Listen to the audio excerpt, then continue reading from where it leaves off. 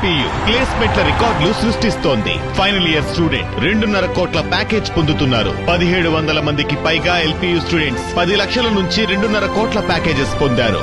విద్యా విప్లవం ప్రారంభమైంది లవ్లీ ప్రొఫెషనల్ యూనివర్సిటీలో. ఆడవాళ్ళ శరీరారే వారి పెట్టుబడి. ఎవరేమైపోతే మాకేం, మాకు కావాల్సిందల్లా మనీ.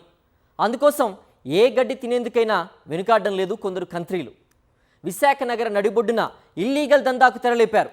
కొన్నాళ్ళుగా సాగుతున్న వారి పాడు దందాకు పాడెకట్టారు అక్కడి పోలీసులు. ఇంతకీ వారు చేస్తున్న ఆ గలీజ్ దందా ఏంటో మీరే చూడండి. విశాఖ అనగానే అందమైన ఆహ్లాదకరమైన సాగర తీరం మదిలో మెదులుతుంది. చుట్టూ ఎత్తైన కొండలు, ఎగిసిపడే అలలు, మైమరిపించే ఇసుక తెన్నలు. ఇలాంటి వెదర్ను ఇష్టపడని వారుండరు.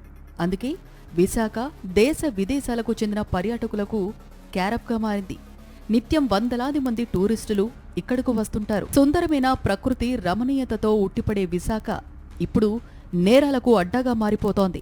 అసాంఘిక కార్యకలాపాలకు అడ్డా అవుతోంది. పర్యాటకులను లక్ష్యంగా చేసుకుని గలీజు దందాకు తెరలేపుతున్నారు కొందరు కంత్రిగాళ్లు. కాసుల వేటలో కక్కుర్తి పనులకు తెరలేపుతున్నారు. ఇదిగో ఇక్కడ కనిపిస్తున్న బోర్డు చూడండి. Lavish wellness and Thai spa విశాఖలోని ద్వారకా పోలీస్ స్టేషన్ పరిధిలో ఉంది. పైకి స్పా సెంటర్లా ఉన్నా లోపలికి వెళ్లి చూస్తే అసలు వ్యవహారం వేరే. స్పా సెంటర్ ముసుగులో కొన్నాళ్లుగా వ్యభిచార దందా నడుపుతున్నారు నిర్వాహకులు. పక్కా సమాచారం అందుకున్న పోలీసులు మెరుపుదాడి చేశారు. స్పా సెంటర్లోని గదులు, ఆ గదుల్లో లగ్జరీ ఏర్పాట్లను చూసిన పోలీసులు ఇంత దర్జాగా ఇల్లీగల్ బిజినెస్ ఎలా రన్ చేస్తున్నారబ్బా అని షాక్ అయ్యారు. స్పా సెంటర్లో విటుడితో పాటు 2 నిర్వాహకుల్ని అరెస్టు చేశారు. 4 యువతులను రెస్క్యూ చేశారు.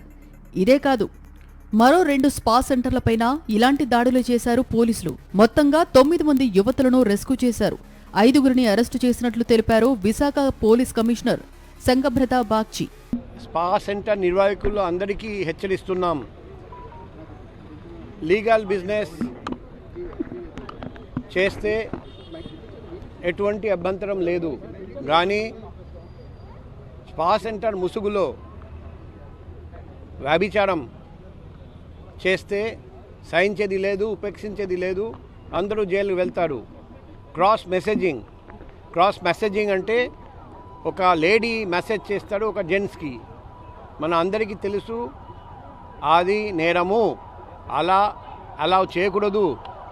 అయినా కూడా మీరు ఇలాగే మా దగ్గర క్రాస్ మెసేజింగ్ జరుగుతుంది, మీరు రండి అని పబ్లిసిటీ ఇచ్చి ఆకర్షిస్తున్నారు పబ్లిక్ని.